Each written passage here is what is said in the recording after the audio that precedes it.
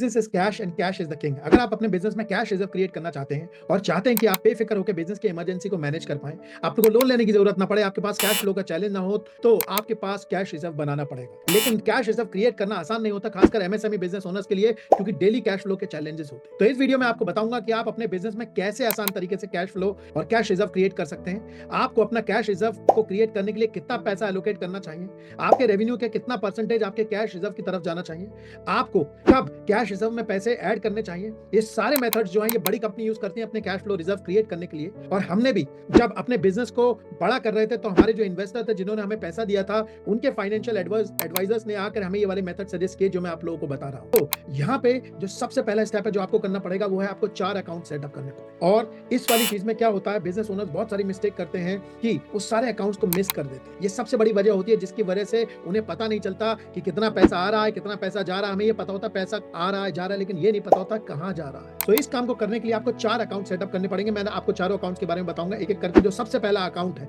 वो है current account, आपको सेट करना पड़ेगा और इस अकाउंट को बिल्कुल अलग रखिएगा। आपको बताता हूं, अगर आपने इसे अलग नहीं रखा, जैसे मैं आपसे कह रहा हूं, ये सबसे बड़ी वजह होती है जिसकी वजह से हमें पता होता है कि पैसा आ तो रहा है लेकिन समझ नहीं आता कि कहां जा रहा है। वो उसकी वजह इस चीज में है जो मैं आपको बता रहा हूं। तो आपको एक करंट अकाउंट सेट करना एक बैंक में सिर्फ और सिर्फ पैसे रिसीव करने के लिए स्टेप नंबर 1 है। तो इसमें आपको क्या करवाना है, एक करंट अकाउंट खुलवाना है। सारे के सारे जो पैसे हैं वो इस अकाउंट में आएंगे। आप जो भी पैसे डिपॉजिट करते हो, आपके जिस भी थ्रू से आते हैं, पेमेंट गेटवे से आते हैं, यूपीआई से आते हैं, चेक से आते हैं, कैश से आते हैं, बैंक ट्रांसफर से आते हैं, जिस भी तरीके से आते हैं वो सारे के सारे इसी बैंक अकाउंट में जाएंगे, सिंगल बैंक अकाउंट में। ये वाला जो बैंक अकाउंट है इससे आप एक्सपेंसेस के पैसे नहीं दोगे, ये सिर्फ कलेक्शन के लिए है। अभी मैं आपको बताऊंगा कि इससे पैसा जाएगा कैसे, लेकिन अभी आपको सिर्फ एक करंट अकाउंट सेट करना है पैसे रिसीव करने के लिए। अब आपको बताता हूं जो दूसरा अकाउंट है, इस वाले अकाउंट के लिए सब लोग चाहते हैं कि टैक्स का पैसा, लायबिलिटीज के पैसे जब हम दे रहे हो तो उससे हमारे कैश फ्लो में ज्यादा क्रंच ना आए। लेकिन सबसे ज्यादा ये होता है जब कैश के पैसे, टैक्स के पैसे देने होते हैं, लायबिलिटीज के पैसे देने होते हैं, तो उस समय में लगता है अरे यार पैसों में तो दिक्कत आ गई, अपने पास कैश फ्लो खत्म हो गया। क्यों? क्योंकि हम लोग कुछ लापरवाही करते हैं जिसकी वजह से हमें ये दिक्कत आती है। सो इस वाली लापरवाही से बचने के लिए हम लोग को क्या करना है, सेकंड अकाउंट खुलवाना है जिसे कहते हैं लायबिलिटी अकाउंट।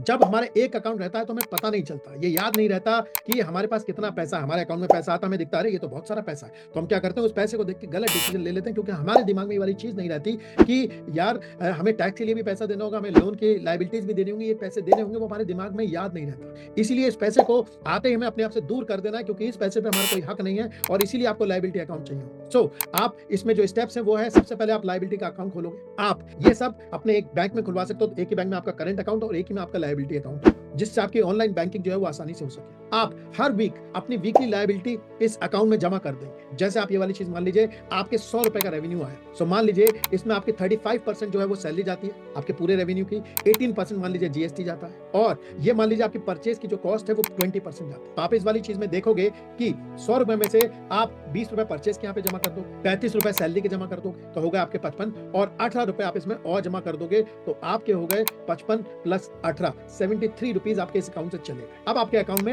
27 रुपए बचे। मैं आपको बताता हूं उसके लिए क्या करना है। आप इस अकाउंट को सिर्फ इसी काम के लिए इस्तेमाल करोगे, इसके अलावा कुछ नहीं होगा। आपके जैसे पैसे आएंगे आप इसमें लायबिलिटीज अकाउंट में वाले पैसे डाल दोगे, जितनी भी लायबिलिटी होंगी अपने अकाउंटेंट को कहना इससे जमा हो। अब शुरू होता है काम कैश रिजर्व बनाने का, जो कि बहुत सारे बिजनेस एमएसएमई बिजनेस ओनर्स हैं वो ये करते नहीं, और ये सबसे इंपॉर्टेंट स्टेप होता है और ये डिसिप्लिन भी मांगता है। सो जो तीसरा अकाउंट है इसमें आप 2 अकाउंट खुलवाओगे। जो पहला अकाउंट होता है उसे कहते हैं सेविंग्स अकाउंट, और जो दूसरा अकाउंट होता है उसे कहते हैं emergency account. Most MSME business owners जो होते हैं वो फोकस करते हैं इमीडिएट एक्सपेंस पे, इसलिए सेविंग्स और इमरजेंसीज के लिए कुछ नहीं रखते। लेकिन बिना सेविंग्स के बहुत दिक्कत होगी। बिजनेस में अक्सर अनएक्सपेक्टेड कॉस्ट आती रहती है जिसकी वजह से डेट लेना पड़ता है और बिजनेस में एक्स्ट्रा इंटरेस्ट की कॉस्ट ऐड होने लगती है। ये बिना बात के पैसे होते हैं जो हमारे मार्जिन में से चले जाते हैं। इसी चीज से बचने के लिए हम लोग क्या करेंगे, यहाँ ये सारे स्टेप्स फॉलो करेंगे। सबसे पहले आप 2 बैंक अकाउंट खुलवाओगे, एक सेविंग्स और एक इमरजेंसी, और लगभग 5% अपना इमरजेंसी फंड में डालोगे और 10 से 15% अपने सेविंग्स अकाउंट में डालोगे। इन अकाउंट्स कि आपके पास आसान एक्सेस नहीं होनी चाहिए। फिर से बोल रहा हूं, ये जो आप अकाउंट्स खोलोगे,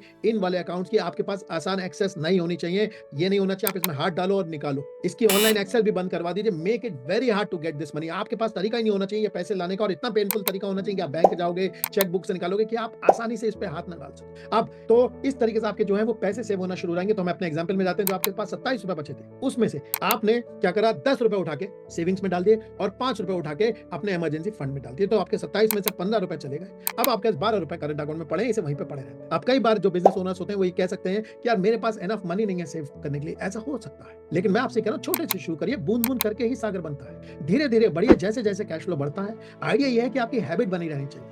धीरे-धीरे करके आपके पास ये वाला फंड जो है वो इकट्ठा हो जाए। सो ये जो अकाउंट्स हैं ये चारों आपके पास होने चाहिए। अगर आपका इश्यू कैश फ्लो है और कैश फ्लो के को कैसे मैनेज करा जाए, तो आप मेरी ये कैश फ्लो की वीडियो देख सकते हैं। इसमें मैं पूरी डिटेल में आपको बताया कैश फ्लो मैनेजमेंट के बारे में। और आपका इश्यू ये है कि कैश फ्लो जनरेट करने के लिए भैया सेल्स कैसे बढ़ाई जाए, तो आप ये पूरे सेल्स की प्लेलिस्ट देख सकते हैं, पूरे अपनी सेल्स को करेक्ट करने के लिए। आप लोगों के लिए मैंने एक ऑटो पायलट की ट्रेनिंग भी बना रखी है 45 मिनट्स की। अगर आप अपने बिज़नेस को ऑटो पायलट पे लेकर जाना चाहते हो, उसका भी लिंक आपको डिस्क्रिप्शन में मिल जाएगा। ये वीडियो पसंद आए तो प्लीज़ लाइक करिएगा, शेयर करिएगा और चैनल को सब्सक्राइब करिएगा। Thank you very much.